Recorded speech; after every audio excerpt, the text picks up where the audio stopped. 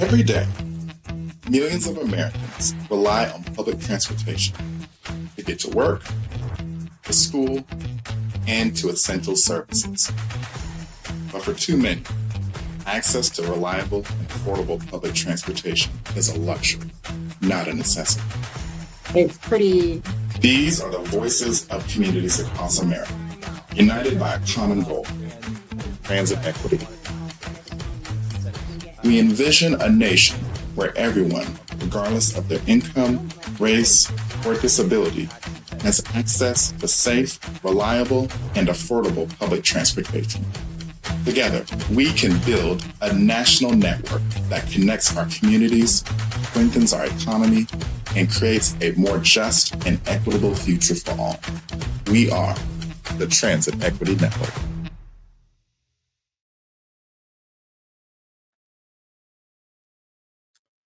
Hello and happy National Dump the Pump Day. My name is Bacardi Obama, and welcome to the Transit Equity Network. We're glad to see all of you that's returning back, and if you've not been here for the first time, welcome. Want to get into this because I know everyone's waiting for the FIFA World Cup action, as I've been watching today. So I will try to get through this as quick as possible. And my hearts definitely go out to everyone who's being affected by Tropical Storm Arthur. I know the Gulf Coast is getting slammed right now. So definitely be safe out there, and everyone else is going to be in the path soon. But yeah, we'll go into this. We'll talk about what's going on. Housekeeping. Definitely follow us on all of our social media networks, Facebook at Transit Equity Network, Twitter and Blue Sky at Transit Equity In, YouTube at Transit Equity. We have a new Instagram, so definitely follow us on Instagram at Transit Equity. And I am currently working on a website for the Transit Equity Network, so look out for that soon. If you don't know who I am, my name is Bakari. I'm the executive director of the Transit Equity Network. I'm also the co-founder of the MARTA Army. So if you're in the Metro Atlanta area and you want to get in with some transit and something with some transit work down there, definitely hit the MARTA Army up at themartaarmy.com. But you can also email us at thetransitequitynetwork@gmail.com if you'd like to work with us. Our vision: we envision a world where public transportation is equitable, affordable, reliable, and safe for all. Why are we doing this? Well, because it's simple. It's sharing the ride, and especially with others, reduces our CO2 emissions. So it's much easier to breathe. It's much easier to get around. And taking public transportation just takes a lot of stress and energy out of this. And this is something that we're going to be going over today in the series, talking about Dump the Pump. Now, if you've never heard of National Dump the Pump Day, it's a day of looking at ways to reduce your car, find other ways to get around other than driving. Now, we usually focus this on public transportation, but I wanted to show all the ways that you can get around without dumping the pump, and definitely give you some tips on that from my experience. So the question today will be, what are some ways to dump the pump, even if for some trips? Now, for a lot of you, and especially if you live in America, I know it's not possible to dump the pump completely. And especially because America has been built up in a way to where you have to use the car for almost every trip. But there are some ways to do so, and I'll show you how. But you've got to look at some of the ways that you could traverse through your city or your neighborhood. Of course, you could walk. That's the easiest way. You could also drive. That's pretty much the given for a lot of places. You may have a bus system or a train system in your city. You may live on somewhere with some waterways where you have a ferry, and there's been some nice ferries that I've ridden within this past year. Biking is also becoming really popular now, as well as with ride-hailing services like Uber or Lyft, or if you're in any Asian country, you might be familiar with Grab. So these are some other ways. And of course, there's a lot of other ways that you can get around that I haven't mentioned. So definitely put in the chat and in the comments on ways to get around. Also, we have a Cash App going on the bottom of this. If you'd like to donate to the movement, the cash tag is at $transit equity. But definitely put in the comments if you're watching this on other ways if you get around, other ways that you can get around, or ways that you've been able to dump the pump. Now, I showed this a couple of months ago about this administration being optimistic that the gas prices will drop $3 per gallon this summer. Now, next week, this weekend is actually the beginning of the summer solstice. So I want to know if your gas prices have really have even dropped below $4 at this point. But this is one of the main reasons why people decide to dump the pump, just because of the exorbitant amount of gas prices. And especially when you get a lot of old heads that say, back in my day, gas was only 99 cents. Well, we don't live in those times anymore. But this is the main motivation of why people wish to dump the pump. And you probably will find unorthodox ways of doing so, like this guy in the Metro Atlanta area who refitted a Barbie cart to get 30 I think what was it, 30 he filled up for $30 a gallon. I don't know, but he's doing much better. But I'm seeing this a lot more now where people are fitting their these type of contraptions to where they're not having to rely on such a big car. But I want to get into like kind of the main ways that you can do this. So of course I mentioned biking, and biking is becoming a really popular way to get around, and especially in a lot of cities. But how would you start? Of course, going to buy a bike, yes, but you kind of have to look at your surroundings to see if it's even conducive for you to do so.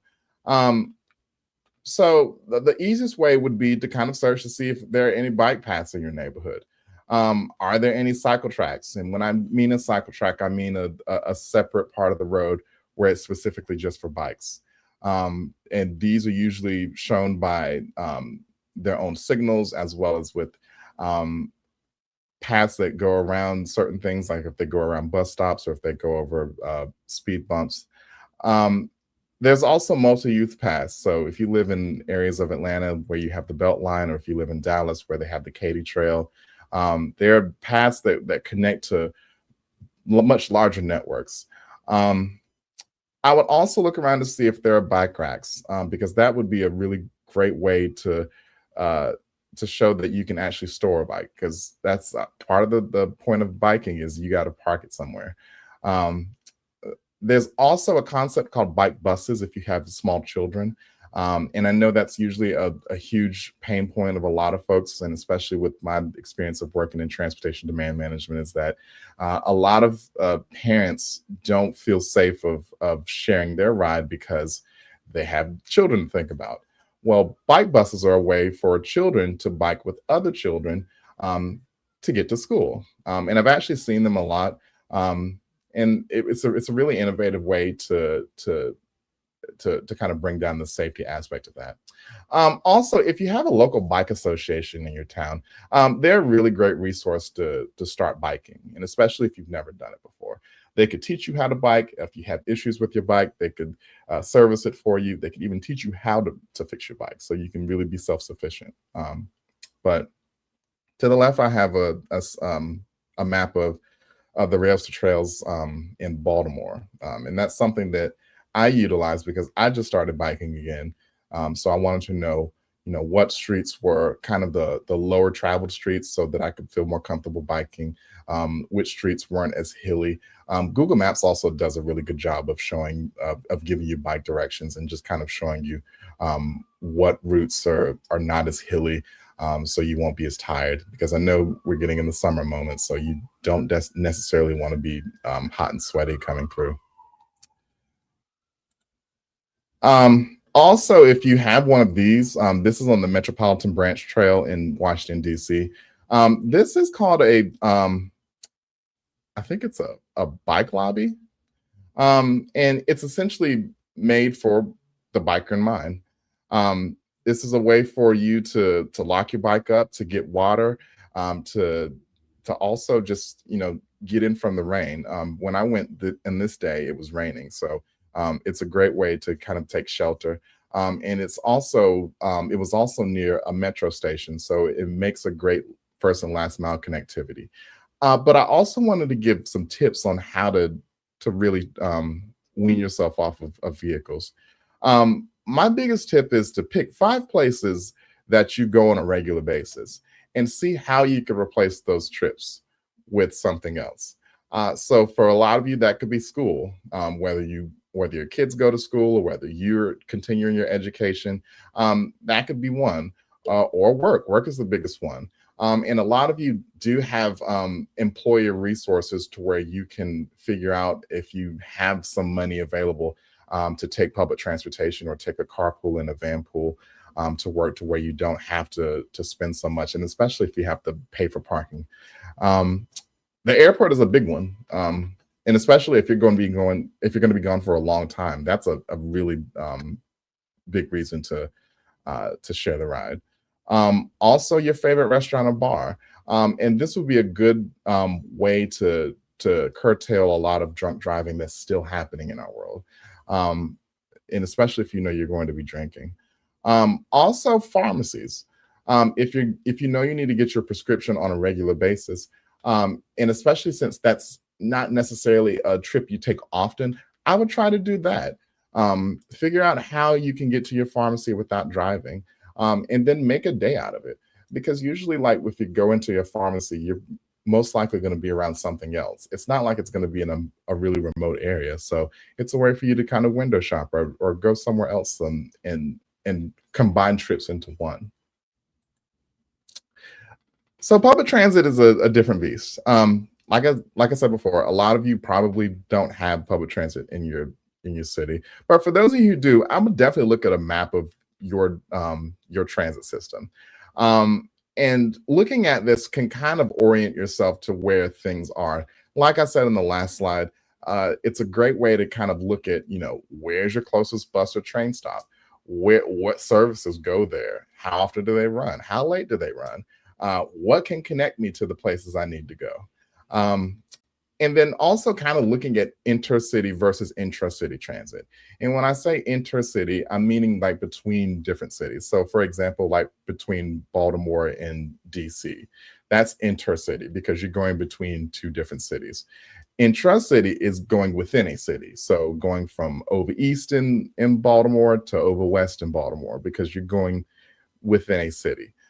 So I would also look at this as a great resource, and especially like I mentioned with bikes, you can put bikes on buses, you can bring bikes onto trains, and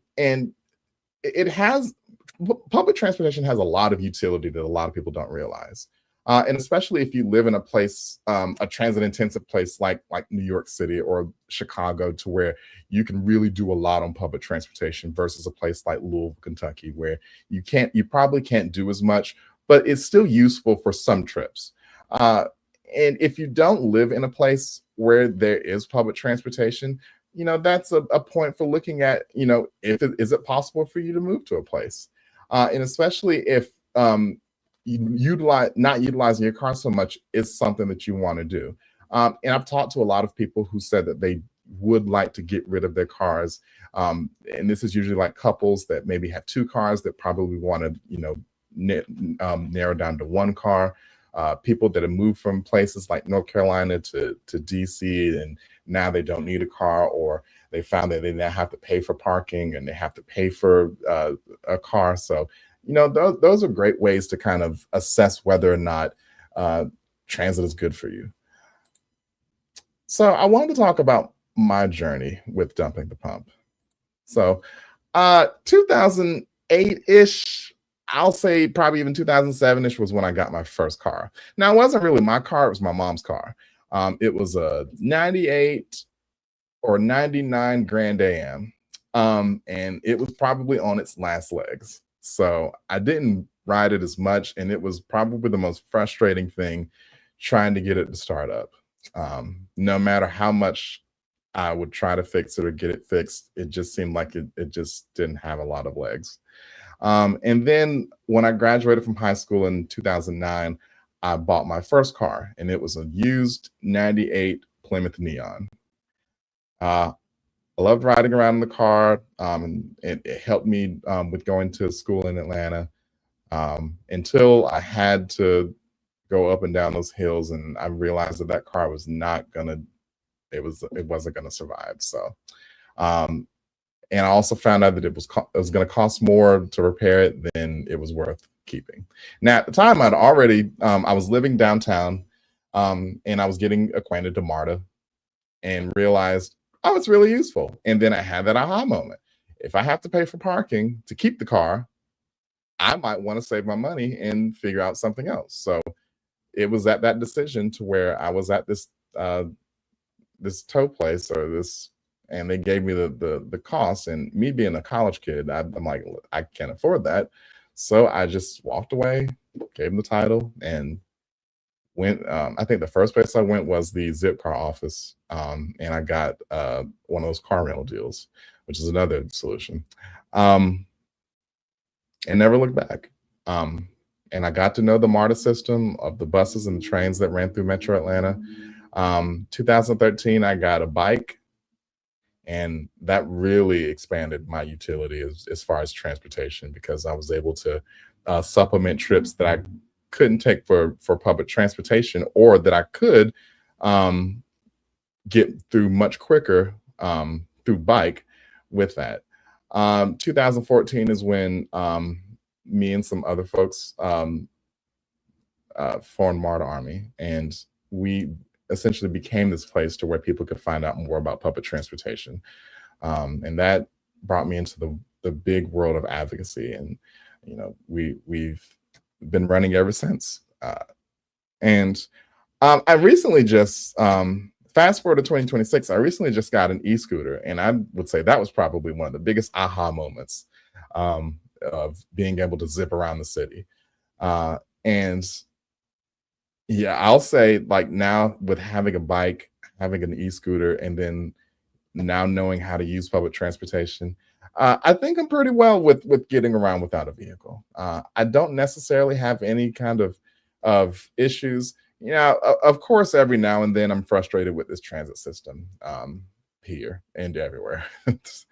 It's a huge drop from when you go to places like Europe and Asia, to where they really got it together, and then coming back to America and say, why don't we have that? But, you know, that's why you should join on with the Transit Equity Network. But all in all, I think it's great. And I'm not saying to just go ahead and dump your car immediately. But I think this would be just kind of a good idea of just making sure that you know, if you wanted to curtail a lot of your trips, there are ways, and you just got to look.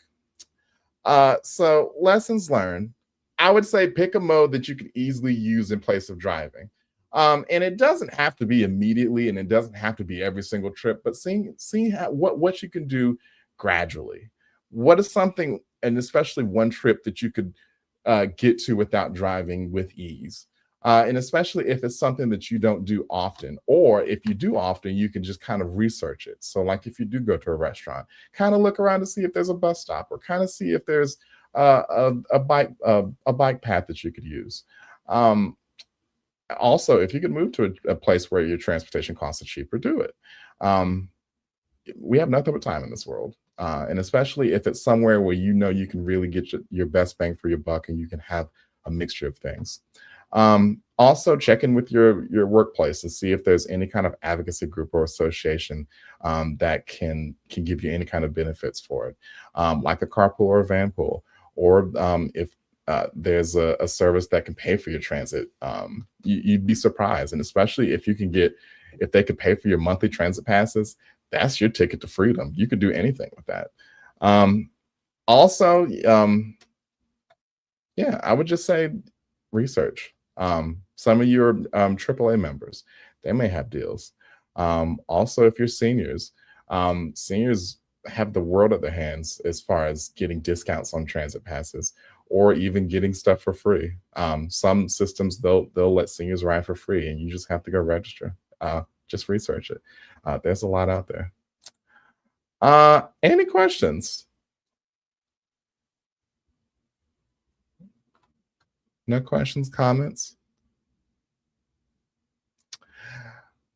Hearing none, we'll end it right there. Like I said, this is just going to be a quick thing. I just wanted to do something for National Dump the Pump Day, but knowing that it is also the World Cup, I know there's some matches that are coming up and some that are ending. But definitely email us at transitequitynetwork@gmail.com if you have any more questions, or if you'd like to get the work of the Transit Equity Network. Like I said, follow us on all of our social media networks, and definitely our new Instagram page at Transit Equity. And I am currently working on the website. Definitely stay tuned for that. But other than that, thank you all so much. I'll leave you here, but definitely share this live with somebody who may think about getting rid of their car, or maybe may think about trying to replace some of these trips. Hopefully this is a resource. And if you want to hear more about this, definitely message us at the Transit Equity Network, and we'll bring more content like this. Other than that, thank you all so much. I will take you back to your World Cup action, and we will see you soon. Thank you.